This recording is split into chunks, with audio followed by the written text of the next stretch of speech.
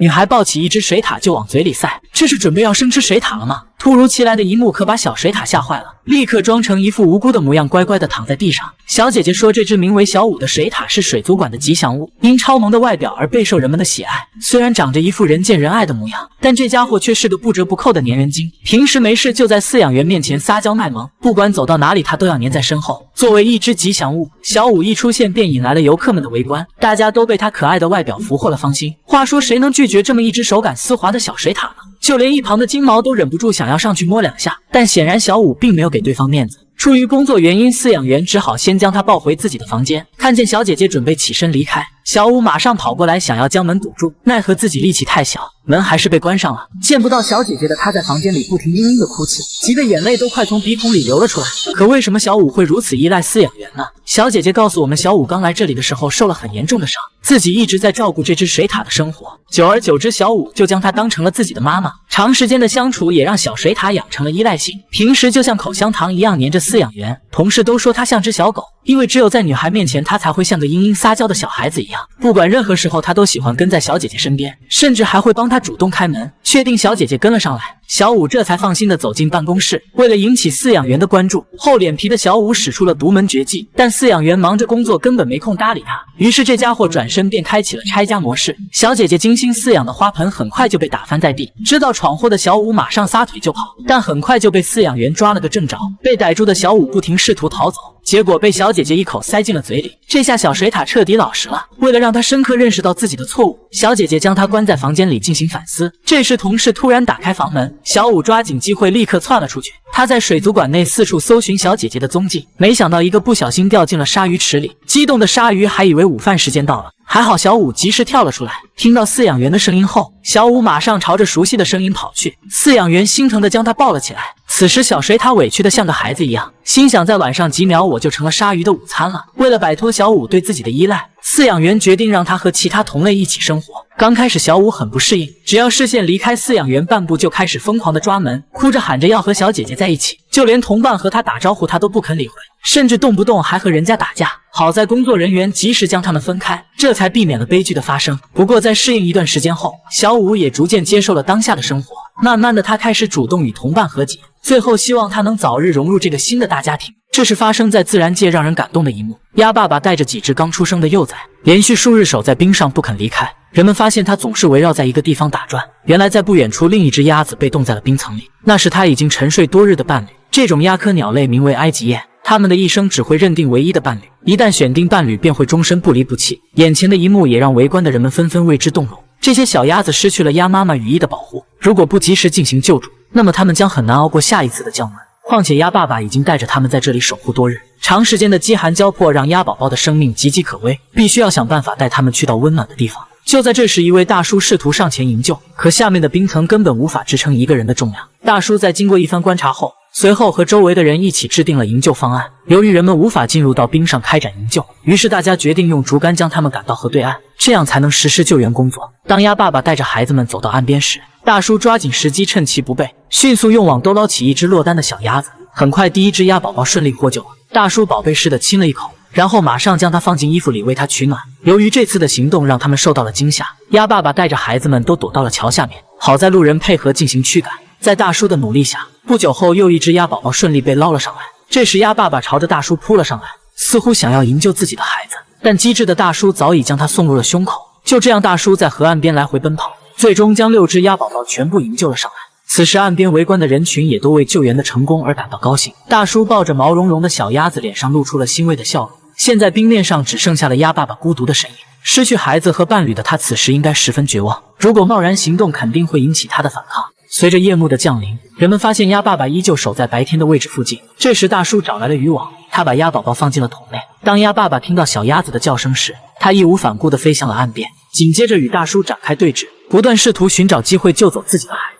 大叔拿出渔网抛了出去，可遗憾的是被他轻松躲开了。但大叔并没有放弃，他趁鸭爸爸不注意再次抛出渔网。这次的救援终于完美结束了。此时岸边的邻居们透过窗户纷纷向大叔挥手表示敬意，随后将他们一起带回了家中。回到家里后，热心的大叔将小鸭子安顿在了卫生间。鸭爸爸和鸭宝宝终于再次相见。接着大叔为他们准备了丰富的食物和水。为了防止小鸭子受凉，大叔还特意制作了一台加热器为他们取暖。尽管鸭宝宝们生活的都很开心，可鸭爸爸却总是一脸愁容地望着窗外。大叔知道这是他在思念自己的妻子。几天后，当大叔准备将他们转移到室外时，鸭爸爸还是趁机飞走了。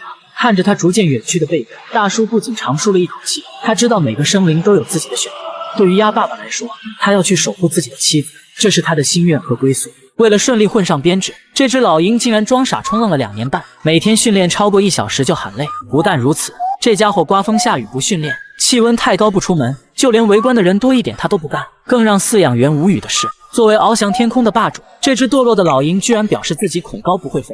饲养员说他从未见过这么笨的老鹰，别人家的老鹰都是上9天打架下5洋捉鱼，随便振翅一飞就是10万8千里，可自家的老鹰不仅不会飞，就连胆子都比母鸡小。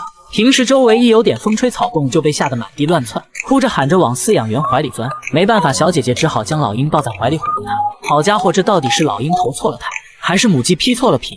虽说它长着一副鹰的外表，但行为却表现得机里机气。可即便如此，饲养员依旧每天不厌其烦地训练它飞翔的能力，希望能帮助它早日回归大自然。小姐姐不断示意老鹰飞到自己的胳膊上来，本以为气势汹汹的老鹰就要腾空飞起，没想到老鹰扑腾了几下，下一秒直接变成了走地鸡。对于这种情况，饲养员已经见怪不怪了，毕竟自己就从来没见它飞起来过。浑水摸鱼一上午后，老鹰回到宿舍洗了个冷水澡，接下来就是午饭的时间。不久后，饲养员为它端来了新鲜的泥鳅。老鹰看着今天的午餐若有所思，心想着自己之前可都是吃牛肉的，今天突然改变伙食，难道自己偷懒混编制的计谋被识破了？机智的老鹰连忙摇头，表示自己不是一只杀生的鹰，对这种小黑子并不感兴趣。饲养员试着将食物送到他面前，老鹰马上装成一副受到惊吓的样子，宁愿挨饿也不肯去吃地上的泥鳅。小姐姐见状也是心疼得不得了，赶紧跑来安抚受到惊吓的老鹰。然而他们无论如何都不会想到，这一切竟都是老鹰设计好的阴谋。饲养员告诉我们，这只老鹰一出生就失去了母亲，救助人员在野外发现它后便交给了动物园照顾。由于从小被人工饲养，这只老鹰似乎丧失了野性，完全把自己当成了一只不会飞的鸡。对此，小姐姐也十分愧疚，每天想尽各种办法陪它训练，希望能帮它唤醒与生俱来的野性。然而令她没想到的是，这只老鹰变得越来越懒惰，就连性格也和小姑娘一样，动不动就跑到自己怀里撒娇。看着日渐堕落的老鹰，饲养员只好请来金牌驯鹰师帮忙，希望尽快帮助它回归大自然，因为这所动物园根本没有属于老鹰的岛。老鹰看着眼前的陌生人，顿感不妙，马上施展自己的独门绝技。他像往常一样跑到饲养员那里撒娇耐毛，却没想到驯鹰师早已看穿了他的把戏，二话不说抱起他继续训练。但聪明的老鹰并不买账，他知道只要回到心软的小姐姐身边，就可以顺利逃避训练。可驯鹰师并不打算放过他，对他开展了一系列的特殊训练。为了监督老鹰偷懒的行为，驯鹰师还高薪聘请了一位王牌飞行员来为他进行示范。没办法，老鹰只好乖乖地进行训练。此时的老鹰已经顾不上伪装，各种五花八门的项目搞得他头晕目眩，没一会儿的功夫就被累得气喘吁吁。等到中午休息时，气急败坏的老鹰终于露出了本性，对着盆里的小鱼就是一顿宣泄，心想着要不是看这里福利待遇好，自己早就武装了。第二天还没睡醒的老鹰一大早就被驯鹰师扔进了箱子里，接着就把它往100米的山顶送去。还没等老鹰反应过来，驯鹰师直接把它抛了下去。这下老鹰再也没法装了，立刻张开双翅在空中翱翔。第一次飞行的老鹰也没想到，原来自由飞翔的感觉竟是如此美妙。在天空盘旋一圈后，老鹰突然想起了编制的事情，于是他赶紧飞回了饲养员怀中。接着饲养员拿起弓箭射向半空，为了弥补过错，老鹰马上冲上去将箭叼在嘴里。他委屈地看着饲养员，希望他能念在多日的感情上收留自己。饲养员对此也是哭笑不得，他做梦都想不到自己竟然被一只老鹰骗了2年半。不得不说，这只老鹰是懂生活的。大家觉得它像你身边的哪个朋友呢？自家狗子在院子里挖了个大洞，放着温暖舒适的狗窝不住，不管刮风下雨都要守在洞里。屋主朝里面看去，可洞里黑漆漆的一片，什么也没有。主人3番5次把洞口堵住，可吃个饭的时间，狗子就把洞重新刨开了，并且还变本加厉，在旁边又打了一个洞，直接把2边挖通了。这让他百思不得其解。放着温暖的狗窝不住，为什么非要跑到这阴暗潮湿的洞里呢？不明所以的家主对着狗子就是一番教训。狗子表面上笑着答应，但身体却不肯移动半步。主人说旺财已经和他们一起生活5年了，自己平时对他也像家人一样，不知道他为什么非要挖个洞钻进去不肯出来呢？难不成是在里面藏了啥宝贝？为了搞清楚状况，女主人请来村里的小王前来帮忙，在架好设备、安装好线路后，一根细长的探头就这样伸进了狗子的秘密基地。下一秒，画面里居然出现了一只还没睁开眼睛的小狗仔，而且还不止一个。看样子几只嘤嘤的小家伙才刚出生不久，难怪它每天从早到晚的守在洞里。原来这就是狗子的宝贝啊！主人把小狗们一只一只都掏了出来，很快就在里面拿出5只小狗仔。看见孩子们一个个都被掏了出来，狗子心里那叫一个急啊！本以为全部的小狗都取出来了，没想到旺财还留了一手。直到狗子被强行拽出来，才发现里面居然还有一只小奶狗。最后数了数，一共7只肥嘟嘟的小狗仔。此时觉得小奶狗可爱的扣888，小王抱着小狗仔爱不释手，并表示过几天一定要带2只回家。也不知道旺财是不是听懂了人话，下一秒他又把孩子一只一只叼回了洞内。可里面的环境阴暗又潮湿，为什么他执意要把小狗藏在洞里呢？女主人说，前年旺财也生过一窝小狗，但此前一直是在狗窝里照顾它们的。大概是由于小狗们都被送人了，所以这次生产时他选择了把宝宝都藏进洞里，不想让任何人知道。他很担心自己的孩子会再次被送走，一次次的离别让旺财的心里充满了悲伤。迫于无奈之下，狗子只好将孩子藏起来。男主人劝说旺财把孩子交出来，毕竟外面温暖的环境才更适合哺育幼崽。但狗子这回是吃了秤砣铁了心，死守住洞口，就是不肯挪动半步。主人没办法，也只好不再强迫他，于是特意在上面打造了一个屋顶，并且还刷上了一层漂亮的天蓝色，希望能为旺财一家遮风挡雨。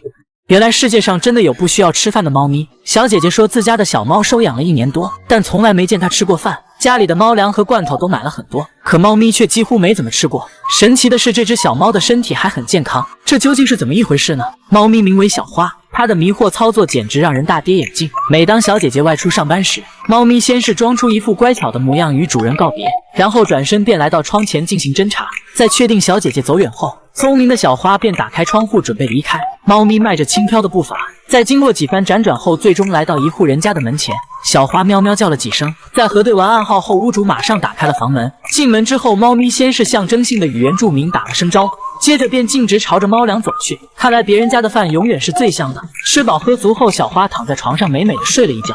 下午感觉时间差不多了，她径直走向窗边，接着头也不回地跳下了窗户。就这样，猫咪不紧不慢地赶回了另一个家。等女主发现时，它早就不见了踪影。据屋主讲述，1年前听到楼道里有猫的叫声，于是就打开门看了一眼。当时一只流浪猫大摇大摆的就走进了屋里，出于好心，于是女主便拿了些食物给它。然而万万没想到，此后1年多的时间里，猫咪每天都在门口定时定点的打卡。进门后的第一件事就是干饭，久而久之，猫咪也就把这里当成了自己的家。女主人对这只小猫也是格外喜欢，这时候家里的其他几只就会投来嫉妒的眼神。然而此时他们还不知道小花还有另一个家。对于猫咪每天的登门造访，家里的原住民心里可是100个不愿意，因为这家伙不仅每天来抢饭吃，就连猫砂盆也要霸占。这厚脸皮的程度把几只原住民都看呆了，一时间竟分不清这里到底是谁家了。但小花可不管这些，她依旧每天定时定点前来这户人家打卡。在长期的相处下，家主对这只流浪猫也有了深厚的感情，于是便想着收养猫咪。为了防止它走失，女主还特意为它准备了一条项链，并且在上面留下了猫咪的信息。此时小花还没意识到自己的小秘密即将暴露，她还是像往常一样在两边来回奔走。当第2天小花再次回来时，女主却发现猫咪脖梗处的纸条不见了。就在她悠哉地享受女主的按摩时，此时门铃突然响起，原来是小姐姐找上了门。看见主人的小花有些尴尬，思索着究竟是哪个环节出了问题才让主人发现的。2位家主经过交流才知道，原来猫咪的主人住在隔壁单元。这只小猫每天等小姐姐上班后，就偷偷地从窗户溜走，然后大摇大摆地跑到屋主家白吃白嫖，在这里吃饱喝足游玩一番后，又赶在小姐姐下班之前悄悄返回家里，仿佛这一切什么都没发生过。这下主人终于明白自家猫咪为啥不吃饭了，原来这1年的猫粮都报销在了邻居那里。不得不说，这家伙还真是会给主人省钱。现在一切都真相大白了，或许是因为小姐姐经常把它独自留在家里，猫咪觉得太孤单了，才会跑到邻居家中做客。他表示以后会多花些时间陪伴猫咪。不过话说，谁能拒绝这样一只会省钱的猫呢？一条狗到底有多忠诚？为了再次见到主人，狗狗在巷口守候了2000多个日夜。然而它却不知道年迈的主人早已离世。当人们想带它离开时，狗狗却怎么也不肯走出这个废弃多年的地方。一位热心的大姐告诉我们，狗狗名为阿布，在过去的5年时间里，阿布每天都守在巷口的位置等着奶奶回家，可每回等到的都是习以为常的失落。跟随阿布的足迹，我们来到一户人家门前。原来这里就是他和奶奶一起生活过的地方。人们经过四处查看，发现屋内布满了灰尘，很明显这里已经废弃了很久。这时我们从一位邻居大姐的口中得知，狗狗曾经的主人是一位年过80的老人。之前阿布一直和奶奶相依为命，然而天有不测风云，5年前的一个夏天，老人不幸因病离世。自此狗狗便开始了漫长的等待，它始终相信能等到主人回来的那天。锈迹斑斑的铁碗上挂满了岁月的痕迹，对于失去主人的阿布来说，温饱也就变成了奢侈，而这样的日子却是他5年来生活的常态。自从奶奶离开后，一共有32位好心人士来领养，可结果却无一例外。阿布每回都表现出强烈的抗拒，他无论如何都不肯离开这个待了8年的老人。狗狗凄凉的叫声仿佛是在告诉人，他哪里也不想去，因为他要在这里等着奶奶回家。人们好不容易把他带出小巷，可挣脱绳索的阿布又一次选择了那个没有结果的等待。此时人们才意识到这是他的心愿，更是他全部的希望。阿布蜷缩在自己的小窝里，脸上写满了对奶奶无尽的思念和期盼。他不知道还要多久才能见到自己朝思夜想的奶奶，可他知道只要一直等下去，内心的希望就永远不会消散。经过走访，我们得知这里的老房子即将被拆除，那时候阿布又该何去何从了？2个月后，一位热心的大姐听说了狗狗的感人事迹，她特意从100里之外的地方前来领养。阿布听到巷口热闹起来，顿时还以为是奶奶回家了。这一刻，他的眼里突然有了光。当发现四周并没有奶奶的身影时，阿布头也不回地离开了巷口。大姐来到院子里，为狗狗戴上牵引绳，想尝试带它离开这里。阿布或许感知到了人们的意图，他趴在垫子上，怎么也不肯站起来。看到这一幕的大姐很是感动，她俯身安慰狗狗，表示自己不会再带它走了。这时阿布才缓缓放松下来。兽医表示，如果想要狗狗走出过往的记忆，必须要花时间和它建立新的感情。在得到医生的建议后，大姐每天都来看望狗狗。一开始阿布对大姐的靠近表现出十分冷漠，似乎他的心里只有奶奶一个人。可大姐并未因此而放弃，直到3个月后，阿布第一次主动跟随大姐离开了这个守候5年的家。在拒绝了32个主人后，他终于放下了那段过往的记忆，选择开始一段新的生活。邻居们看见大姐牵着狗狗都表现得惊讶不已。大婶说，除了阿布的主人，没人能带他走出巷子。大家都为狗狗的离开而感到高兴。在阿布上车前的一刻，他却突然停了下来。他回头望向小巷的深处，那里承载着他和奶奶最美好的回忆。阿布仿佛是在和奶奶做着最后的告别。他知道这次离开就再也不会回来。下一秒，阿布主动跳进了车里。在长达5年的等待后，他选择放过自己。临走之前，大姐对老人深深鞠下一躬，相信此时远在另一个世界的奶奶也可以放心了。去往新家的路上，狗狗露出了久违的笑容，因为从这一刻开始，它再次拥有了自己的主人。小狗的世界很小，小到只容得下你一人。对于狗狗来说，主人就是它的全世界。一位老爷爷外出时发现一只被冻僵的小猫，见此情况，老人急忙将它带回家中救治。小猫的全身僵硬，似乎已经没了生命的气息。老人用双手反复揉搓小猫的身体，希望通过这样的方式可以唤醒小猫。可几分钟时间过去了，小猫还是没有任何生还的迹象。为了帮小猫恢复体温，老人找来一条热毛巾将它裹起来。在老爷爷不断的揉搓下，冰冻的小猫此时发出了微弱的叫声。看见小家伙有了一丝生命的迹象，老人心里顿时松了一口气。他一边在心里祈祷，一边加大揉搓的力度。在这里和大家科普一下，如果遇见小猫被冻僵的情况，第一时间是将小猫放进温暖的环境，然后用双手反复揉搓，这样可以帮猫咪恢复体内的血液循环，或者温水浸泡也能起到一定的效果。在老人不懈的努力下，小猫已经有了微弱的呼吸，但此时它还没有完全脱离危险。老人找来棉被继续之前的动作，在一番连续摩擦后，小猫的四肢终于有了明显的知觉，并且叫声也比之前大了许多。这是他第一次清晰地听到小猫的叫声。看到这一幕的老人很是高兴，想不到生命的力量是如此奇妙。此时的小猫虽然有了呼吸，但半个身体还处于僵硬状态。为了帮小家伙彻底恢复身体机能，老爷爷一遍又一遍地重复着之前的动作。几小时后，老人带他来到了阳光下。此时小猫已经可以缓慢行走了，但还是没法站立，走起路来也是摇摇晃晃。幸运的是，他已经顺利度过了危险期。由于小家伙一直没有进食，老人将小猫放到猫粮面前，希望它能吃点东西。然而小猫一直在叫，对于眼前的食物却没有丝毫想吃的意思。回到室内后，老人马上热了一瓶羊奶。这次小家伙没有拒绝，看样子应该是饿坏了。吃饱喝足后，老人将它放到了棉被中。可没多久，小猫就爬了出来。由于之前被冻僵过，小猫的四肢始终无法支撑身体，只能在地上踉踉跄跄地爬行。小家伙一边爬一边叫，似乎是在寻找自己的妈妈。老爷爷摸了摸小猫，安慰它一切都会好起来的。第二天，小猫的状态明显有所好转，虽然走起路还是摇摇晃晃，但相比之前已经是脱胎换骨。在老爷爷的悉心照料下，几天后小猫已经可以主动进食了，看起来就和正常的小奶猫一样健康。或许是知道老爷爷救了自己，平时不管老人走到哪里，小猫都要跟在后面，甚至还经常趴在老爷爷怀里抬奶。1星期后，小猫已经完全恢复了活力，总是喜欢在家里蹦蹦跳跳，样子简直可爱极了。现在就连睡觉小家伙都要跑到老爷爷身边。有了小猫的陪伴，老人平淡的生活也增加了许多乐趣。只要一有时间，老爷爷就会陪伴他一起玩耍。话说，对于这样一只可爱的小猫，谁又能拒绝得了呢？人们常说大难不死必有后福，如今小猫不仅捡回了一条命，而且还拥有了一个无比幸福的喵声。或许我们小小的一个善举，对于动物们来说就是一次崭新的生命。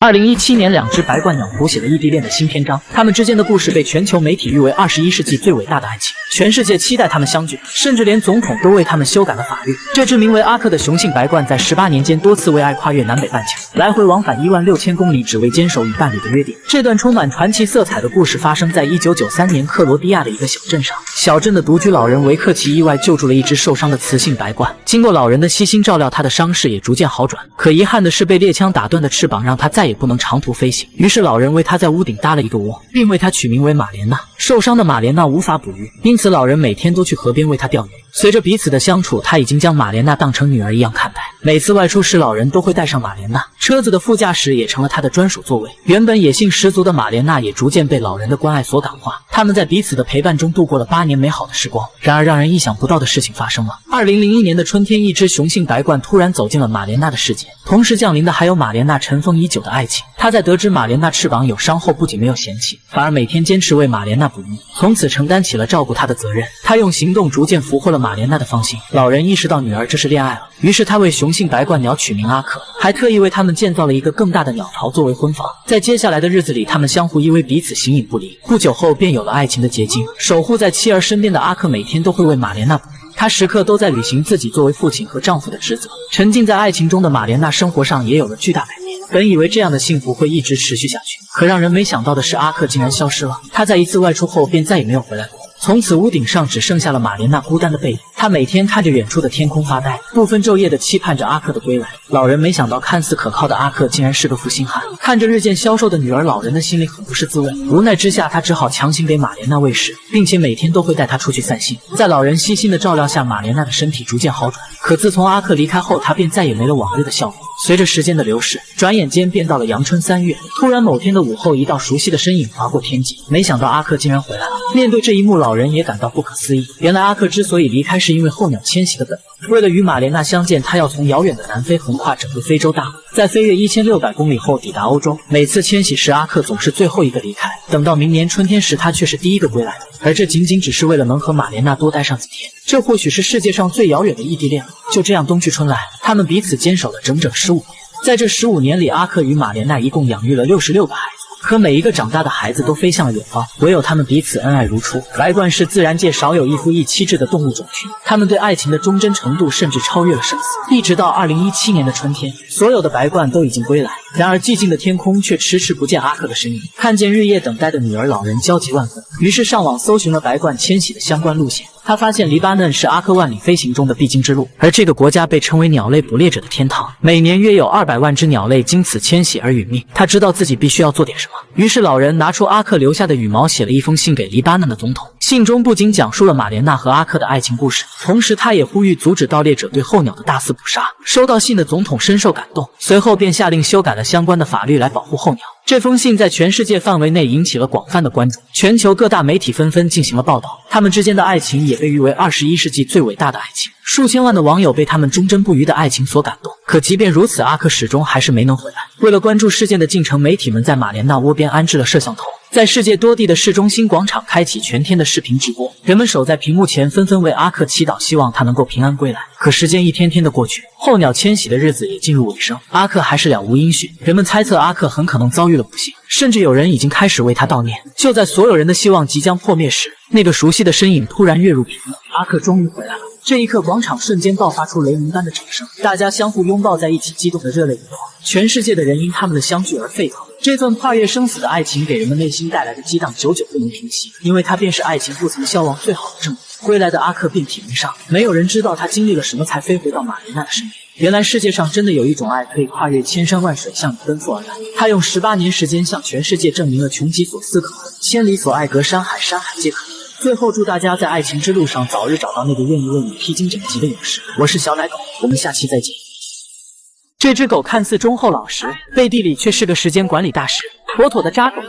家里怀孕的老婆他不管，一心只想着偷偷出去干坏事。对于每天早出晚归的狗子，主人也很好奇，于是给他装上了摄像机。可拍到的画面却令主人震惊不已。这天，他将怀孕的老婆哄睡后，便急不可耐地开始扒门。打开门的狗子不一会儿就没了踪影，直到第二天早上，他才出现在家门口附近。对于丈夫整夜未归，担心一晚上的妻子难免有些怀疑。可经过仔细检查后，却并没有发现任何可疑的地方。最终，他只能选择了相信。主人发现狗子每次回来后，都是一副无精打采的样子，似乎整个身体都很疲惫，而且每天回家的第一件事就是去叼饭盆，暗示主人自己需要补一补。然而主人却并不知道，这家伙嘴里吃着狗粮，心里却惦记着外面的花花世界。吃饱喝足的狗子片刻没有停留，转身又跑了出去，一直到了晚上，他才晃晃悠悠走了回来，并且身上还弄得一团脏。主人不断质问着他，外面到底有什么业务这么忙呢？每天早出晚归，连怀孕的老婆都不管不顾了。面对主人的指责，深知理亏的狗子却装起了糊涂，还摇尾乞怜地讨好主人。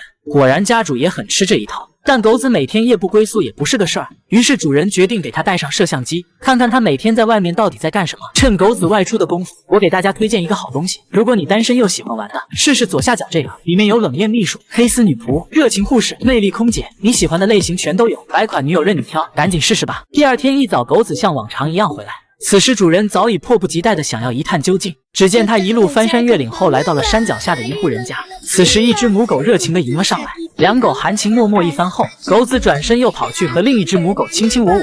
你以为这就完了吗？几分钟后，又一只小白狗出现在了画面里。此时的主人已经彻底懵了，原来自家的狗子竟是一个海王，怪不得每天回来后都一副萎靡不振的样子。得知自己的秘密被发现，狗子害羞地低下了头。然而这还没完，接下来还有第4只、第5只，他甚至还找了只金色毛发的女友。狗子知道这下免不了主人的唠叨，所以故意装睡了过去。然而一旁的妻子小黑还被蒙在鼓里，但为了狗子的家庭和睦，主人并没有告诉小黑，而是选择带上他去登门道歉。可狗子可不管这些，刚进家门，两狗就温存了起来。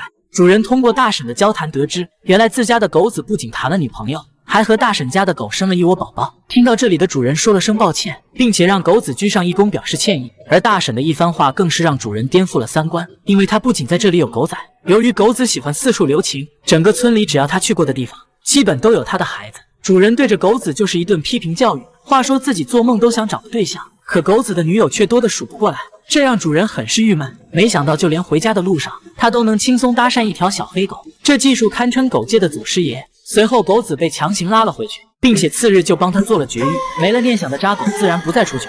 最后曾经的浪子回头，与老婆一起过上了美满的幸福生活。明明自己生活过得不尽人意，却还看不得人间疾苦。生活艰难的老人靠每日收废品换取微薄的收入，自己啃着白面馒头，却将肉骨头留给了流浪狗。拮据的日子并没有让他放弃对生活的希望，反而干劲十足地游走在每个大街小巷，没有晚年的退休保障，更没有体会过儿孙绕膝的幸福。这群流浪狗是他生活中唯一的亲人和仅有的陪伴，除了靠收废品维持生活，救助流浪动物成了老人乐不思蜀的主业。一颗怜悯的同情心让家里的毛孩子越来越多，随之而来的压力也日渐加重。车上随时坐着的几只流浪狗成了路人的笑柄，连自己都快要养不活了，还有心思养狗。可老人却并不在意这些，每天出去收废品，老人都会将他们带上。这辆废旧的推车也成了狗狗们真正意义上的家，他们每天如同保镖一样，寸步不离地跟在主人身边，不管老人走到哪里都伴随左右。懂事的狗狗也知道主人养活自己不容易，所以从来不去给主人增添不必要的麻烦。当老人离开推车时，总会有一只主动留下来看管废品。他们清楚地知道，车上的纸箱是主人和同伴们得以生存下去的希望。当老人要赶往下一站时，狗狗们会不约而同地跳上去。这一刻收获的喜悦不言而喻。微薄的收入无法带给他们锦衣玉食，但简单的生活何尝又不是一种幸福呢？至少他们不用再风餐露宿。这位拾荒老人和流浪狗的事迹很快被传为一段佳话，热心的街坊邻居也都伸出了友爱之手，为他们送上自己的一份温暖。更有好心的志愿者和爱狗人士送去了狗粮。看见狗狗们的生活得以改善，老人很是高兴，因为他们之中有许多从来没吃过狗粮，自己更没有能力带他们去检查身体。徘徊在生存边缘的老人自己不敢生病，更怕他收养的狗去医院，因为那笔费用足可以击碎老人平凡的生活。但如今有了更多人的关注，这一切都变得迎刃而解。老人的善良不仅拯救了流浪的生命，更唤醒了每个人心中的友爱之心。对流浪动物与弱势群体的关爱，不但是一个人善良的体现，更是我们传承了5000年的传统美德。懂得尊重生命，才会被生命所尊重；知道如何去爱，才会得到更多的爱。我是小奶狗，我们下期再见。10年，他在这里至少10年了。因为一句承诺，狗狗在这个路口守候了3000多个日夜。每当有行人经过时，狗狗都会认真检查每个路人的脸庞。10年来，他看了无数个面庞，可川流不息的人群中，却怎么也找不到那个熟悉的身影。一位保安大叔说，这条狗每天就待在这里，自己当了5年保安，从来没听它叫过一声。10年前我搬进来，它就已经在这里了。这只小狗比我孩子的年龄还大，有时候看见路过的行人，狗狗会起身追上去。也许它是想看清路人的脸庞，但等待它的又是一次新的失望。最后，它又回到这个熟悉的位置，开始漫长的等待。就这么日复一日，狗狗在这个路口守候了10年之久。它从白天一直等到深夜，直到街边空无一人，狗狗才肯离开等待的位置。好心的人帮它建造了一个房子，但短暂的休息后，它又回到了那个熟悉的地方。附近的居民说，狗狗的主人是102栋的一位户主，后来那家人搬走了，小狗就被遗弃在这里了。自此，狗狗就在最后见到主人的地方一直等待。年复一年，它开始慢慢变老，岁月改变了容颜，却无法磨灭它对主人的思念。它的眼里装满了忧郁和悲伤。忠犬八公的故事又一次在它的身上上演。狗狗的事迹感动了小区的居民，一位老奶奶经常会为狗狗送来食物，然而她只是喝了点水，对于食物并不感兴趣，仿佛除了思念和期盼，她的心里已经无法装下任何东西。奶奶说，狗狗的年龄太大了，坚硬一点的食物它没办法进食，因此奶奶每次都将食物捣碎，狗狗才勉强多吃一些。在得知她的故事后，许多人都想领养狗狗，但却没人能将它带离这个路口。也许这里是它全部的希望。这天，奶奶想将它带回去洗个澡，可刚放下狗狗，它就马上从楼梯跑了下去。因为害怕错过与主人的相见，它用尽全身的力气奔跑着。最终，狗狗再次回到了那个等待10年之久的位置。也许只有这里才是它心灵的归宿。为了帮狗狗完成心愿，热心的志愿者们开始发放传单，并且四处走访，打听狗狗主人的消息。由于时间太过久远，志愿者经过四处询问，却没有任何的音讯，不知道它在最后的时间里还能否再见到自己的主人。这天清晨，狗狗并没有出现在熟悉的位置。最终，大家在狗狗的家里发现了它。如果不是太阳落山，它永远不会回家。它是生病了吗？艰难的街头生活使它无助地趴在房子里。随后，邻居们将它送到医院进行检查。医生表示，狗狗的年龄已经很大了，长期的流浪生活导致身体器官衰退严重，能坚持活这么久算是极限了。另外，它还患有严重的白内障，因此它很难看清楚东西。就算主人回来，它也无法辨别自己的主人。可即便狗狗的视线模糊，它始终坚守心中的那份执着与忠诚。可能它无法等到看见主人的那天了。医生说，狗狗已经时日无多，最后的日子就让它安静地走完吧。当太阳再次升起的时候，它又回到了那个熟悉的位置。抛弃它仅需要1秒，可它却选择了用一生来等待。请不要轻易抛弃那个满眼都是你的小生命，如果遇见，请善待。这头狮子在动物园混了6年，愣是没有一头母狮看上它。因为长期找不到对象，它整天躲在角落里哭鼻子。这天，它像往常一样躲在角落偷看母狮。很快，一头漂亮的母狮就吸引了它的注意。随后，它悄悄地跟了上去，就这样一路尾随到了家门口。饲养员本以为他们能擦出点爱情的火花，可没想到这小子是个钢铁直男。几分钟后，失去耐心的母狮从房间里直接走了出来，心想怎么碰上这么个玩意？原来这头雄狮之所以单身6年，只因有一个独特的癖好，那就是他喜欢给对方拔毛。这天中午，他趁人家午休又开始去给母狮拔毛，但这种变态行为很快就引起了母狮的反感，于是对方转身就赏了他一巴掌。因为这个特殊的爱好，他每天至少要挨上几十个大逼斗。尽管天天挨揍，但仍然阻止不了他对爱情的追求。就连园内名花有主的母狮，他也要上前搭讪一番。很明显，这样的行为引起了狮群的不满。饲养员对此也很头疼，就因为他这种变态行为，导致园内所有母狮的毛发都被薅得参差不齐，并且四周到处都是他的作案痕迹。按照这样下去，园内的母狮都得让他薅秃了。饲养员小哥很郁闷，领导已经批评了自己多次，毕竟毛发不整齐的狮子会严重影响游客们的观光体验。小哥无奈地说道，自从这只狮子成年以后，就养成了这独特的癖好，大概是缺少恋爱细胞，他完全不知道如何和母狮交流感情。工作人员想传授一些恋爱秘籍给他，可谁知道这家伙是个倔脾气，还没等靠前他就开始闹情绪。经过一段时间摸索后，他自己研究了一套和女生搭讪的方式，也不管对方有没有男朋友，他总是厚着脸皮去拔毛搭讪。虽然脸皮够厚，但挨打几乎是家常便饭。饲养员为了他少挨几顿打，每次都通过食物来转移对方的注意力。可常在河边走，哪有不湿鞋的？这天下午，不安分的雄狮又开始四处观察，没想到他竟然把目光放到了狮王的爱妻身上。据说他是动物园的第26代狮王，目前已经娶了3房老婆。趁狮王上厕所的功夫，他看准时机马上溜了过去，接着就开始下嘴拔起了毛。万万没想到，狮王半路杀了个回马枪，暴跳如雷的狮王直接发飙，追着他就是一顿暴揍。在我地盘上你还分不清大小王，幸好饲养员及时赶来，这才让他保住了一条小命。不出意外，最后狮王成功捍卫了自己的尊严，而被暴揍的狮子此时已经郁闷了。找个对象为啥这么难呢？为了帮他找回自信，饲养员决定为他制作一个仿真的充气母狮。为加强真实性，小哥还特意添加了润滑剂。结果这家伙过来看了一眼，转身就走了，真是个十足的愣头青。但充气母狮的气味很快就引起了狮群的躁动，大家3下5除2就给拆完了。没办法，饲养员又想了个办法，本想通过一场鸡肉午餐来促进他和母狮的感情，可这家伙居然瞪着大眼远远地看着人家。饲养员担心他是不是被打出心理阴影了，但事实证明大家想多了。没过几天，他又开始给母狮拔起了毛，可按照这样的追求方式，估计他也只能看着母狮流口水了。大家认为呢？这只母鸡正优雅地弹着钢琴，年仅3岁的它便已经开始登台演出。在经过长达2年半的坚持练习后，这只名为泰美的母鸡首次登上达人秀的舞台。